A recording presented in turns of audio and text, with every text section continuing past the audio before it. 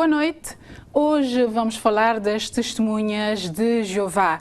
Testemunhas de Jeová que são conhecidos por seu trabalho persistente de evangelização de casa em casa e mesmo nas ruas e pela interpretação particular que dão à Bíblia.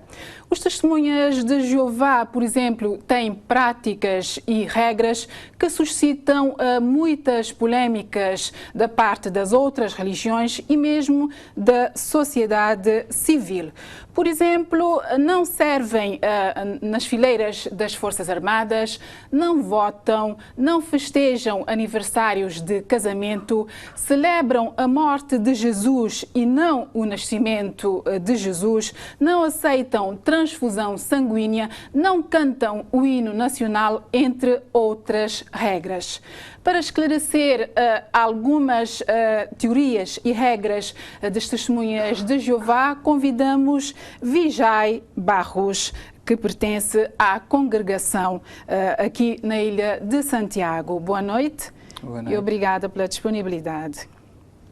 Para já, perguntamos, a partir de quando as testemunhas de Jeová chegaram a Cabo Verde? Porque a doutrina surgiu na década de 1870 nos Estados Unidos, fundada por Charles Russell, e em Cabo Verde, quando chegou? Em primeiro lugar, nós queremos agradecer esta oportunidade de poder esclarecer quem são as testemunhas de Jeová, no que é que nós acreditamos e aquilo que nós fazemos. A nossa atividade chegou a Cabo Verde no ano 1958. Foi nessa altura que um senhor recebeu publicações bíblicas publicadas pelas testemunhas de Jeová, talvez chegadas a Cabo Verde por meio de um imigrante, e ele, quando as leu, acompanhada do seu exemplar da Bíblia, teve a certeza de que havia encontrado a verdade. E ele ficou tão empolgado com aquilo que havia lido que tentou compartilhar com outros, nomeadamente com um velho amigo seu. Então, os dois fizeram uma assinatura, pedindo revistas à Sentinela, que é a revista oficial das Testemunhas de Jeová, bem como a revista Despertai. A partir daí começaram a ler, entenderam melhor aquilo que as Escrituras ensinavam e desde logo perceberam o que é que significa ser testemunha de Jeová. Porque uma testemunha é aquela que fala em defesa de outro. Portanto, eles começaram logo a falar a verdade a respeito de Jeová, Deus. Portanto, os testemunhas de Jeová são uma religião ou uma seita, como dizem certos observadores? Ora, a questão que está a levantar é realmente muito interessante, porque, na verdade, se formos analisar qual é a definição de seita, podemos entender que uma seita é aquela que se origina de uma outra religião, um grupo que se separa de uma outra religião. Isto leva-nos à seguinte pergunta: quando é que surgiram as testemunhas de Jeová? As testemunhas de Jeová surgiram na sequência de se terem separado de outra religião ou não? Bem, aquilo que a Bíblia ensina sobre as testemunhas de Jeová é muito interessante, porque se formos ver, a Bíblia, quando fala sobre servos de Deus do passado, por exemplo, eu cito o texto de Isaías 43, 10 a 12, quando Deus referiu-se aos seus servos, é curioso que ele os chamou de minhas testemunhas. Em outra passagem bíblica, em Hebreus capítulo 12, versículo 1, quando a Bíblia fala sobre servos de Deus do passado, desde Abel, o segundo filho de Eva, desde Noé, Enoque, Abrão, Moisés, a Bíblia os chama de nuvem de testemunhas. Mas não respondeu à minha pergunta. Considera-se que as testemunhas de Jeová são religião ou seita? Estou precisamente a tentar chegar lá. Gostaria que resumisse, porque senão, para podermos chegar a questões mais práticas. Ora bem, a partir deste momento que eu já mencionei, das citações bíblicas, mais tarde encontramos a citação em referência a Jesus Cristo, chamando de testemunha fiel e verdadeira. Portanto, as testemunhas de Jeová sempre existiram. Agora, como grupo, passaram a existir da data que mencionou, 1870. É verdade que algumas pessoas que hoje são testemunhas de Jeová antes pertenciam a outras religiões. Mas mais tarde, como quando começaram... Como é o caso do vosso fundador. Mais tarde, quando começaram a ler a Bíblia e a entender melhor as Escrituras, então decidiram tornar-se testemunhas de Jeová. Mas é bom salientar que as testemunhas de Jeová não saíram de uma outra religião. As pessoas começaram a ler, a entender melhor as Escrituras e tomaram a decisão de tornarem-se testemunhas de Jeová. As testemunhas de Jeová dizem ser a restauração do verdadeiro cristianismo. Como assim? Quer dizer que as outras religiões não são verdadeiras? Bom, Religiões cristãs, estou a referir. Aquilo que as testemunhas de Jeová têm feito e vem ajudando muitas pessoas a fazer é entender aquilo que a Bíblia ensina. E nós acreditamos que a norma para o verdadeiro cristianismo está nas Escrituras. Portanto, nós estudamos a Bíblia e tentamos fazer exatamente aquilo que está nas Escrituras. Agora, aquilo que as outras religiões fazem, eu acho que ficaria um pouco, de todo, não muito bem estarmos aqui a falar a respeito daquilo que os outros fazem. A explicação de se considerarem a restauração do verdadeiro cristianismo é o facto de considerarem estar a fazer aquilo que está nas outras, nas Escrituras. Exatamente, aquilo que Jesus Cristo fez. Por que razão nas mensagens que as testemunhas de Jeová transmitem de porta em porta, de casa em casa, falam sempre no tal paraíso terrestre, contrariamente às outras religiões que falam no paraíso celeste, portanto, o céu? Ora, nós frisamos muito esta questão, porque, como já lhe disse, antes de uma pessoa tornar-se testemunha de Jeová, ela precisa conhecer bem as Escrituras. E as Escrituras falam precisamente na esperança de um paraíso na terra. O Salmo 37, 29, fala sobre os justos possuírem a terra e não o céu. Quando Deus criou Adão e Eva, Ele os colocou num paraíso, mas foi aqui na terra, não no céu. Portanto, a palavra paraíso significa o quê? Jardim. Jardim tem o quê? Árvores, não é? Portanto, árvores no céu, um jardim no céu. Portanto, logicamente a Bíblia fala sobre a esperança terrestre, um paraíso na terra e não no céu. As testemunhas de Jeová são divididos em dois grupos, portanto, os 144 mil ungidos, né, e a grande multidão. Como assim? Há divisão não sei qual é o termo, há divisão de grupos dentro das testemunhas de Jeová, uns mais perfeitos, outros não sei como é que se explica esta parte. Ora, a Bíblia fala sobre realmente duas esperanças, não é?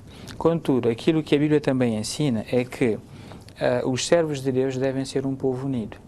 O Senhor Jesus Cristo, em Mateus capítulo 23, versículo 8, se me permite, disse o seguinte: todos vós sois irmãos. Portanto, não importa qual é a diferença de esperança, todos nós somos irmãos. É bom salientar que não há nenhuma diferença, quer dizer, uma separação entre uma classe clerical e a outra, portanto, a classe leiga. Todos somos testemunhas de Jeová e todos fazemos o mesmo trabalho. Contudo, a Bíblia fala sobre aqueles que irão viver no paraíso no futuro na terra. E em Revelação fala sobre esses como sendo a grande multidão. Portanto, aqueles que vão sobreviver à destruição no Armagedon. E a Bíblia fala também em Revelação, no capítulo 14, versículos 1 e versículo 3, sobre os 144 mil. Esses farão parte do governo de Deus. Até se formos ver, é fácil compreender isso. Como é que uma testemunha de Jeová sabe se pertence aos 144 mil ungidos ou à grande multidão? Só para terminar, é fácil de perceber isso. Por exemplo, há uma classe que governa e o restante são os súditos.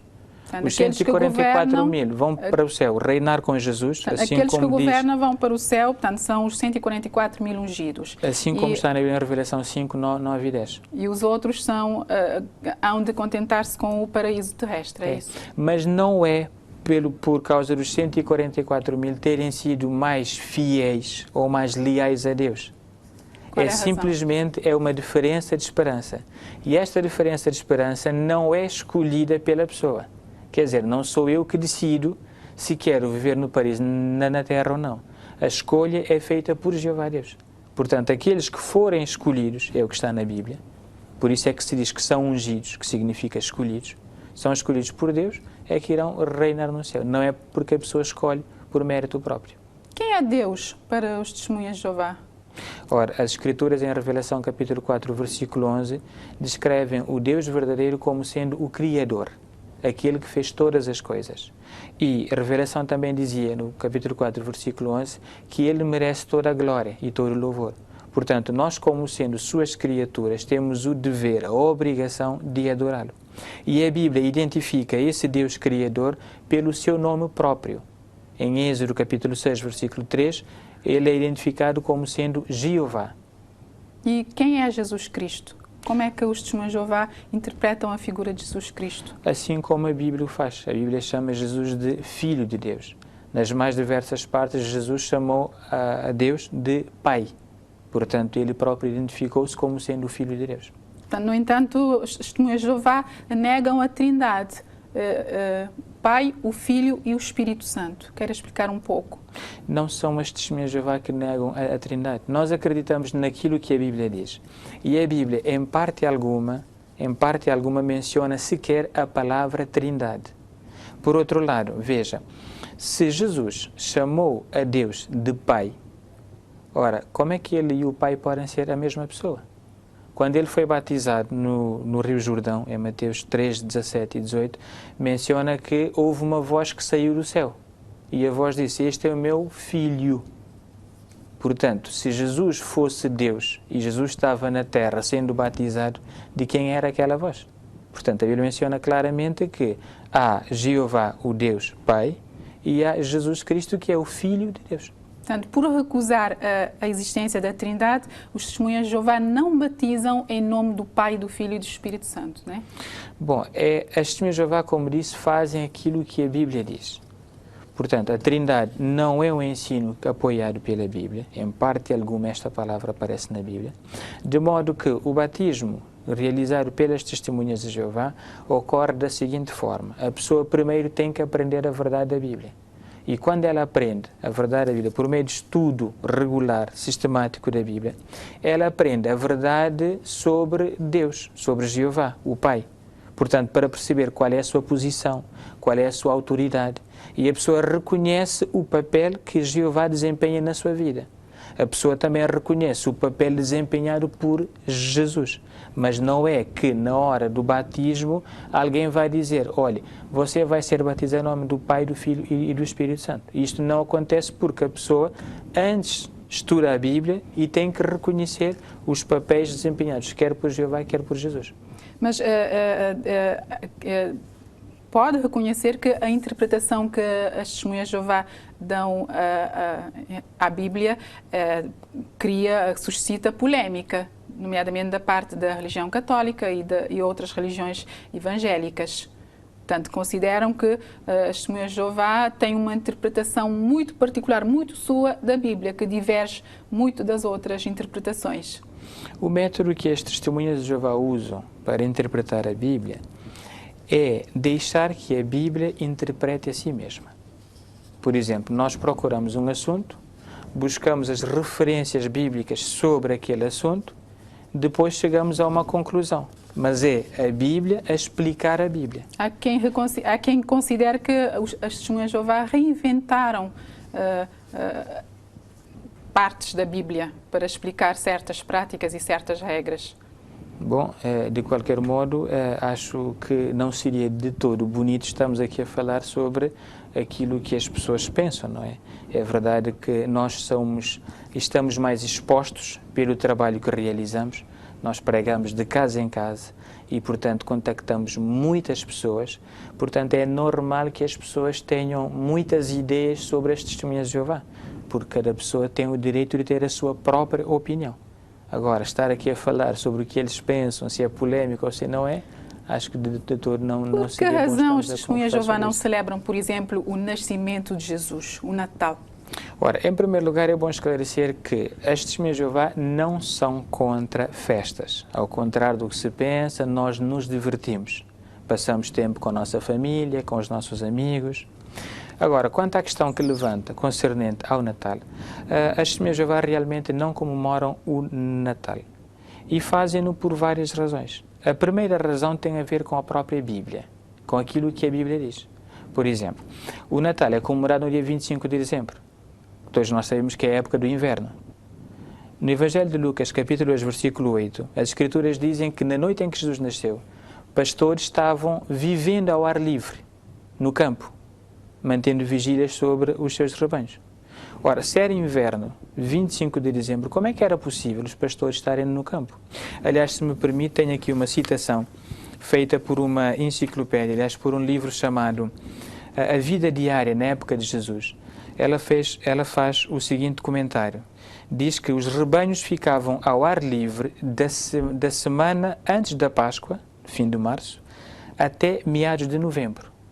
Daí eles passavam o inverno em abrigos. E só com base nisso podemos ver que é improvável que a data tradicional do Natal esteja certa, visto que o Evangelho diz que os pastores estavam nos campos. Mas, portanto, esta é a razão pela qual nós não celebramos. Teólogos e estudiosos explicam que o 25 de dezembro foi aproveitado, era uma festa pagã, portanto, dedicado ao Deus Sol, festa dedicada ao Deus Sol invencível, e que foi aproveitada para evangelizar os povos que não tinham em Jesus Cristo o Deus único. Portanto, é um dado assente que 25 de dezembro era uma data pagã que depois foi aproveitada. Mesmo assim, as testemunhas de Jeová não aceitam festejar esta data. Ora, se é uma data que tem como origem pagã, como é que uma religião cristã poderia festejá-la?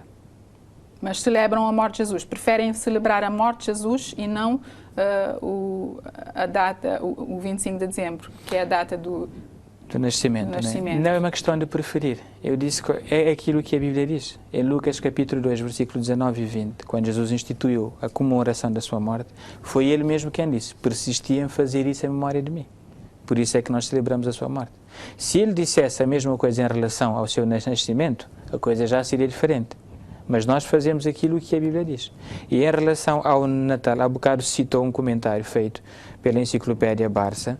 Eu vou aqui citar pelo menos a Enciclopédia Americana, que diz que muitos eruditos acreditam que essa data foi escolhida para que o cristianismo fizesse mais sentido para os pagãos convertidos.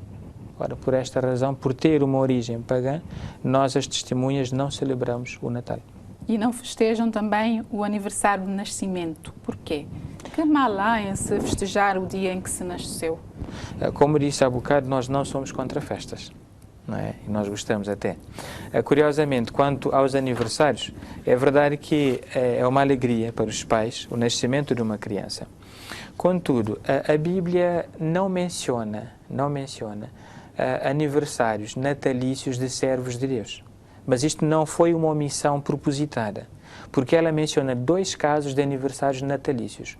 Um comemorado por Faraó, do Egito, conforme Gênesis capítulo 40, e outro celebrado por Herodes Antipas.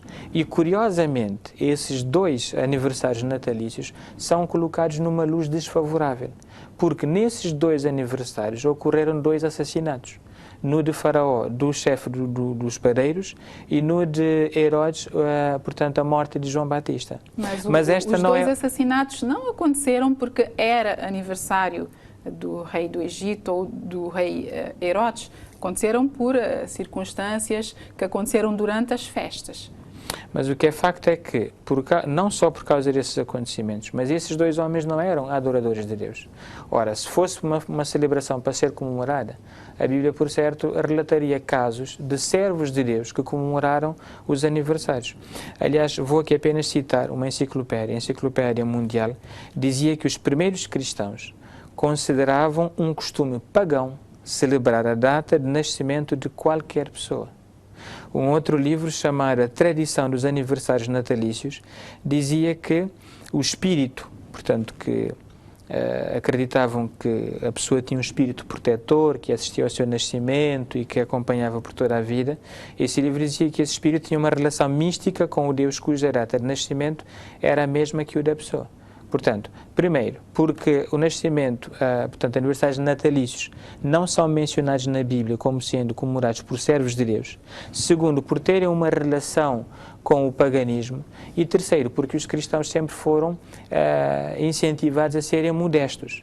E, como tal, não acham que o nascimento de uma pessoa é algo assim tão importante que deva ser comemorado. A morte é mais importante, segundo as testemunhas de Jeová? A Bíblia menciona que deve-se comemorar a morte de Jesus Cristo. E por isso, os testemunhos de Jeová têm na morte de Jesus uma das maiores celebrações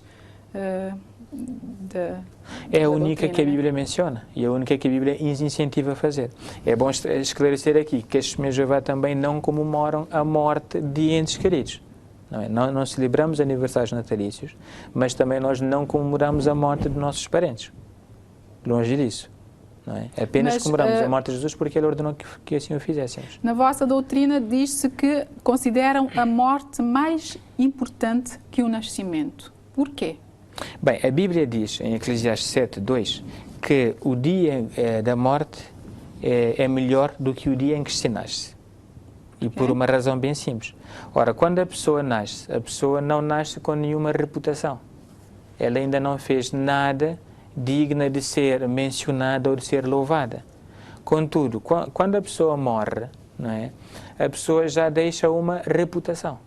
Portanto, é aquilo que a Bíblia diz. Agora, não significa isso que nós comemoramos a morte de alguém. Não, não é nada disso.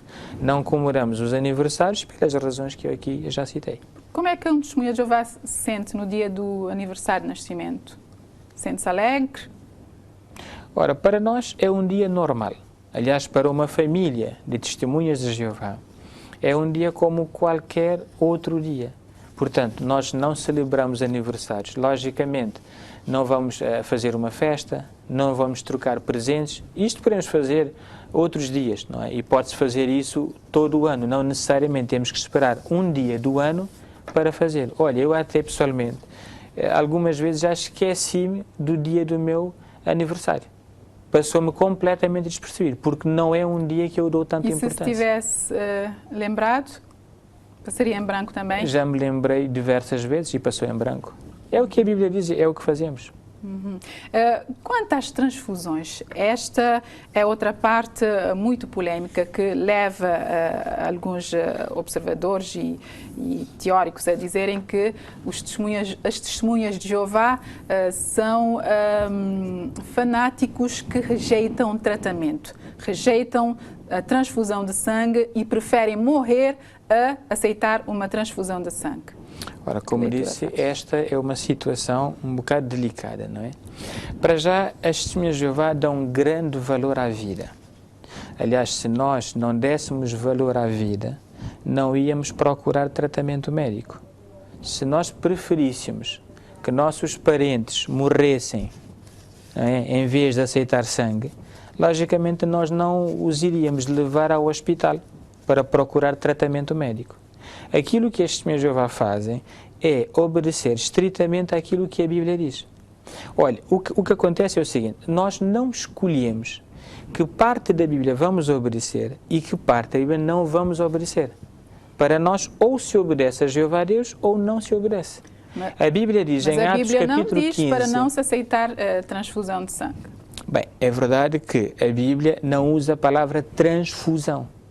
Mas se formos ler em Atos capítulo 15 e o versículo 29, lá dizia que os cristãos devem persistir em abster-se de sangue.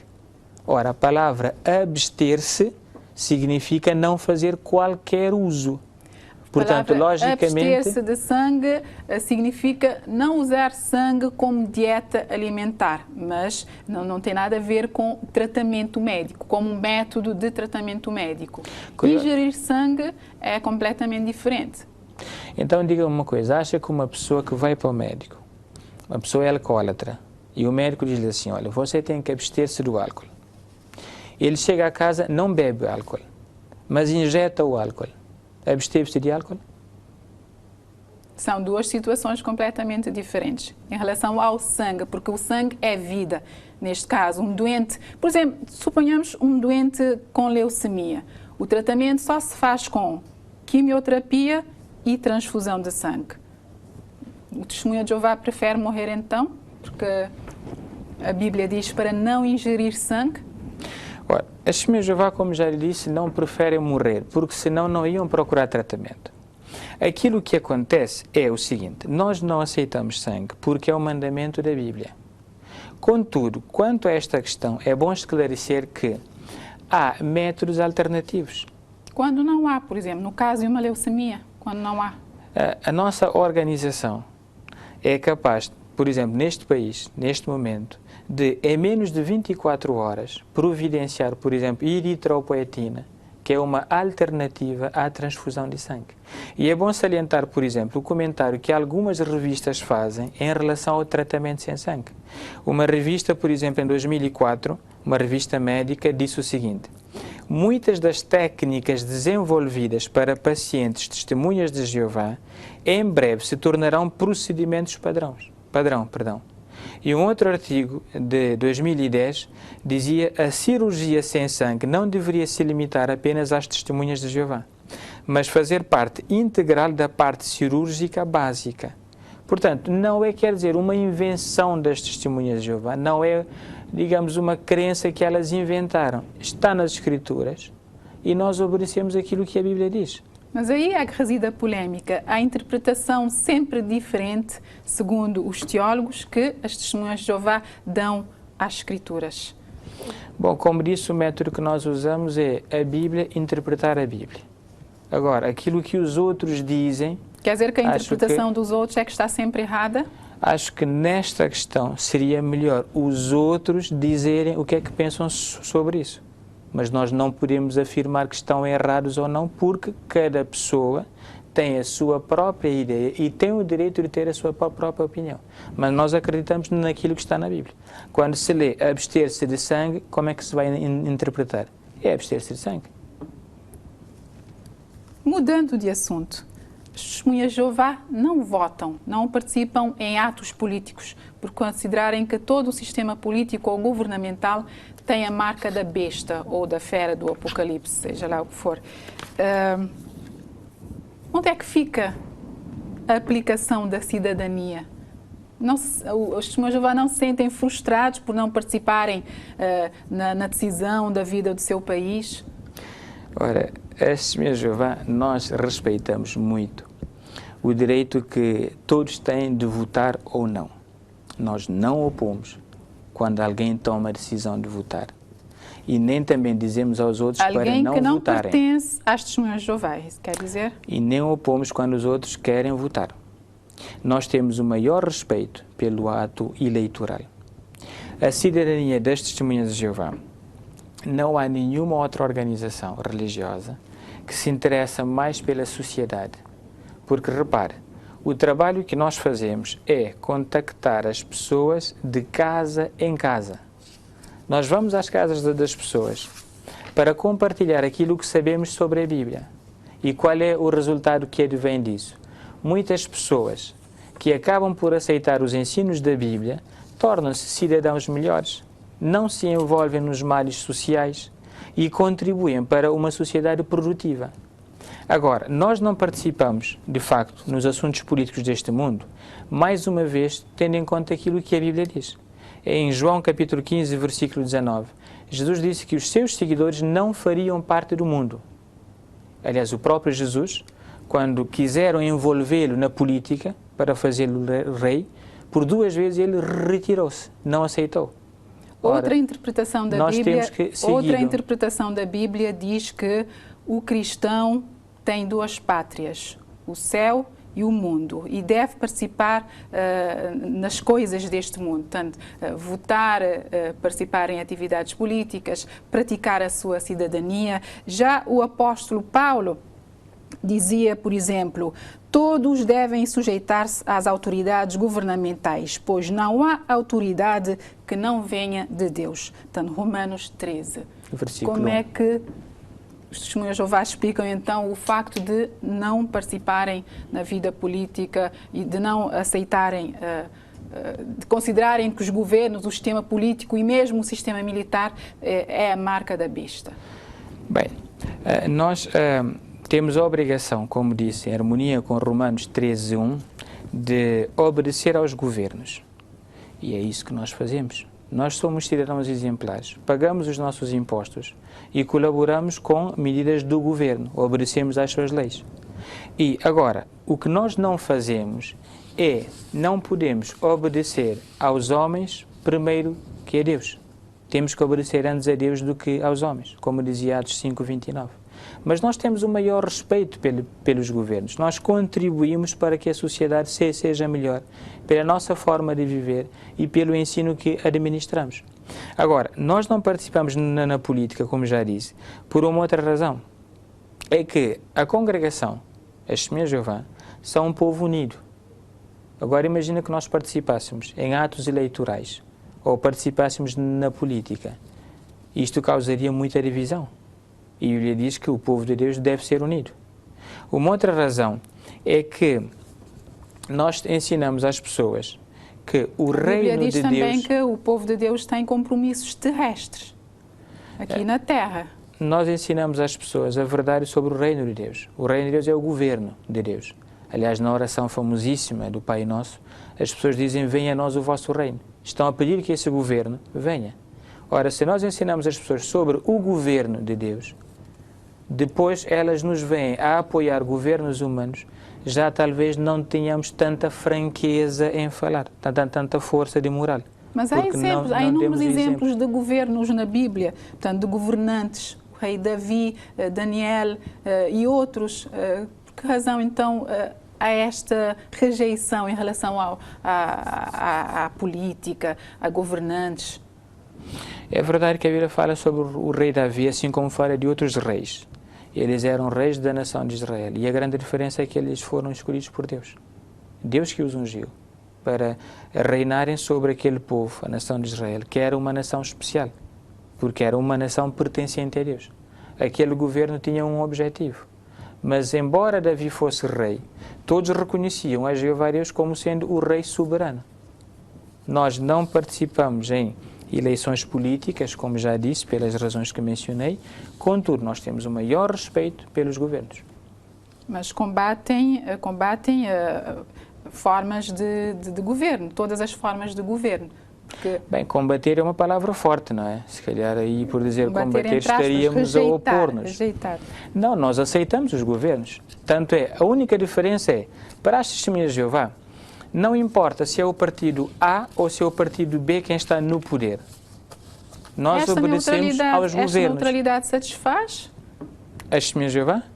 Completamente, porque nos deixa de consciência tranquila, sabendo que estamos a obedecer ao mandamento deixado por Jesus, conforme exemplificado nas Escrituras. Não servem também no serviço militar? Por quê? Por considerarem que o Exército faz parte do sistema político-governamental e é também a besta? Nós não servimos no Exército basicamente por 3 razões. Primeiro, por obediência a Deus. Em Isaías 2:2-4, Deus disse que o seu povo não aprenderia mais a guerra. Nós temos que obedecê-lo. Então, nós não podemos aprender a guerra. Em segundo, por obedecer a Jesus. Quando ele foi preso no jardim de Getsemane, o apóstolo Pedro puxou da espada e golpeou um servo. Jesus disse-lhe, devolve a espada ao seu lugar. Portanto, ele não aprova que os seus seguidores usem armas, ou que aprendam a usar uma arma.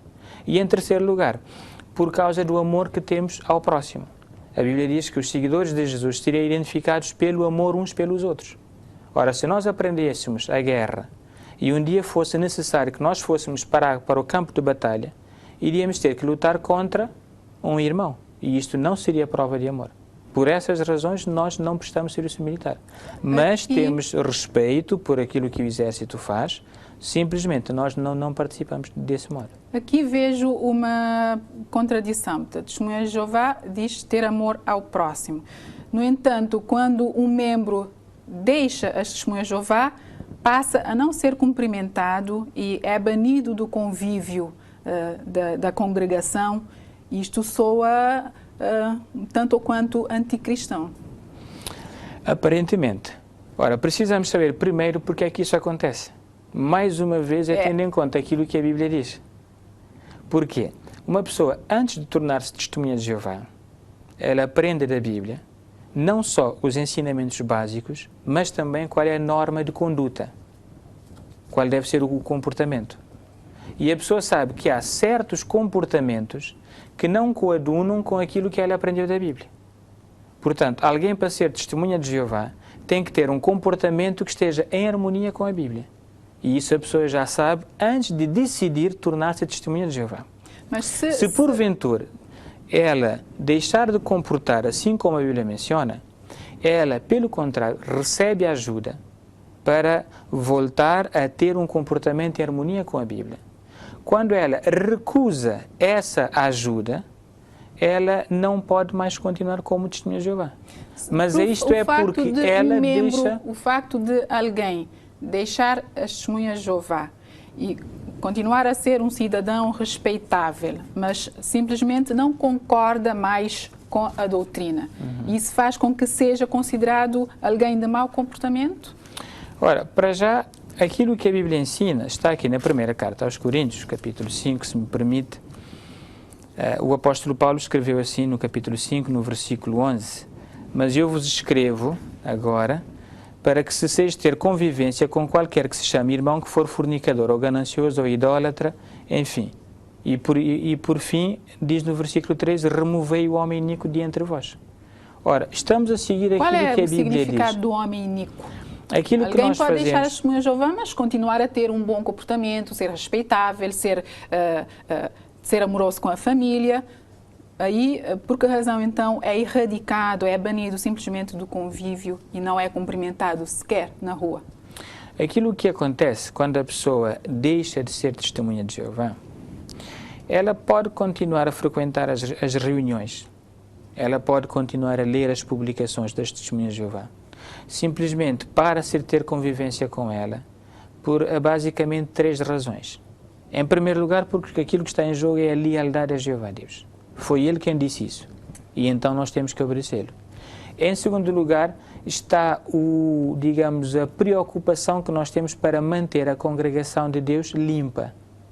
Porque se a pessoa continuasse a comportar como quiser e continuar a fazer parte do povo de Deus, não haveria qualquer diferença.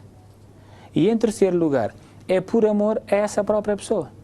Porque se ela deixa de comportar-se como a Bíblia diz, mas entretanto ela continua a ser tratada como dantes, como é que ela sentirá que falhou e que precisa ter de novo a aprovação de Deus? Portanto, no fundo é por amor e afastada, como se tivesse uma doença contagiosa. Não, não é isso, porque a pessoa, por exemplo, vai ao salão do reino, senta-se onde quiser, senta-se ao lado de outras testemunhas de Jeová, e ela de vez em quando recebe visitas de testemunhas de Jeová que estão qualificadas para esse serviço, para ajudá-la a retornar ao povo de Deus. Portanto, ela não é... Se recusa? Se ela recusar, é uma decisão que ela tomou. Até porque quando a pessoa deixa de comportar em harmonia com aquilo que a Bíblia diz, digamos, é ela própria que está a afastar-se da congregação. Porque ela sabia que certos comportamentos não são aprovados pela Bíblia. Os testemunhas de Jeová, ou as testemunhas de Jeová, não sei qual é o... Testemunhas de Jeová. As testemunhas de Jeová não cantam o hino nacional e não saúdam a bandeira nacional. Por quê? Nós temos o maior respeito pelo hino nacional e pela bandeira. Uma enciclopédia diz que a bandeira, assim como a cruz, também é sagrada. Portanto, a bandeira também pode ser incluída como um ato de adoração. E nós recebemos a obrigação de adorarmos apenas a Jeová Deus. Contudo, quando o hino nacional é cantado, quer seja ao pé de uma bandeira ou não, nós comportamos-nos com respeito, respeitamos esse momento. Por exemplo, se for numa escola, as crianças são, portanto, exortadas a levantarem-se para cantar o hino nacional. Está lá uma criança que é testemunha de Jeová, ela também se levanta, em sinal de respeito. Só não participa num ato em si, porque consideramos ser um ato de adoração à pátria. E nós temos a obrigação de adorar apenas a Jeová Deus. Não estarão a confundir honra à pátria com adoração à pátria? Não estamos a confundir, porque aquilo que mesmo livros antigos, enciclopédias dizem, é que os cristãos do primeiro século também não faziam isso. E, portanto, nós também não o fazemos. Portanto, cantar o hino nacional e saudar a bandeira é um ato de adoração que as testemunhas de Jeová condenam. As testemunhas de Jeová quer dizer, a Bíblia diz que devemos adorar apenas a Jeová Deus. Portanto, nós não só não adoramos a bandeira ou o hino nacional, como também não adoramos qualquer outra coisa a não ser Jeová Deus. Que mal há em honrar os símbolos nacionais? Ora, é verdade que cada pessoa tem a sua própria opinião, não é? Mas as testemunhas de Jeová, de acordo com a Bíblia, esta é a nossa posição. Nós não, por exemplo, queimamos uma bandeira, rasgamos uma bandeira. Nós respeitamos aqueles que querem honrar a bandeira, querem usá-lo, mas nós decidimos não fazê-lo, porque a Bíblia diz que é um ato de adoração e adoramos apenas a Jeová. Os vossos responsáveis não usam títulos honoríficos, por exemplo, padre, pastor. Como é que se designam entre si, então, em termos de hierarquia? Ora, Jesus Cristo disse em Mateus, no capítulo 23, que, há bocado eu citei o versículo 8, dizia: todos vós sois irmãos. E no versículo 10 ele disse: não sejais chamados de líderes, pois o vosso líder é um só, o Cristo. Portanto, a Testemunha de Jeová não tem qualquer líder humano. O nosso líder é Jesus Cristo. Contudo, no seio das Testemunhas de Jeová não há separação de classes. Quer dizer, há hierarquias. Não. Há pessoas com responsabilidades diferentes. Não é? Todas as Testemunhas de Jeová pregam de casa em casa. E todas as Testemunhas de Jeová ensinam a Bíblia a outros. Mas alguém que prega no Salão do Reino, como é chamado o vosso local de culto, digamos assim, como é designado? Sim, entre as Testemunhas de Jeová há pessoas que com responsabilidades de ensino. E esses são chamados de anciãos, que é um termo também usado na Bíblia. Aliás, em Atos, no capítulo 28, fala-se precisamente sobre esses anciãos. Mas eles não são considerados, aliás, não se consideram superiores aos demais, nem são considerados superiores pelos demais. Têm simplesmente responsabilidades diferentes. Eles ensinam, eles ajudam a proteger o rebanho de perigos espirituais, mas também dão treinamento ao rebanho no que tange ao trabalho de pregação em si, que é a principal responsabilidade de uma Testemunha de Jeová. A mulher está proibida de dirigir uma reunião no Salão do Reino. Por quê? Numa época em que se fala tanto de igualdade de género, qual é a razão desta regra? Ora, a Bíblia diz também que a responsabilidade de ensinar na congregação cristã cabe aos homens. É o que está na Bíblia. Porque Deus determinou assim. A mulher não tem capacidade para ensinar? Mas as mulheres Testemunhas de Jeová ensinam, e ensinam muito bem. Por exemplo, quando você vê as Testemunhas de Jeová a pregar de casa em casa, vê tanto homens como mulheres. Mas não no Salão do Reino. E aquilo que as Testemunhas de Jeová estão a fazer, as senhoras, é pregar, é ensinar. Dão estudos bíblicos.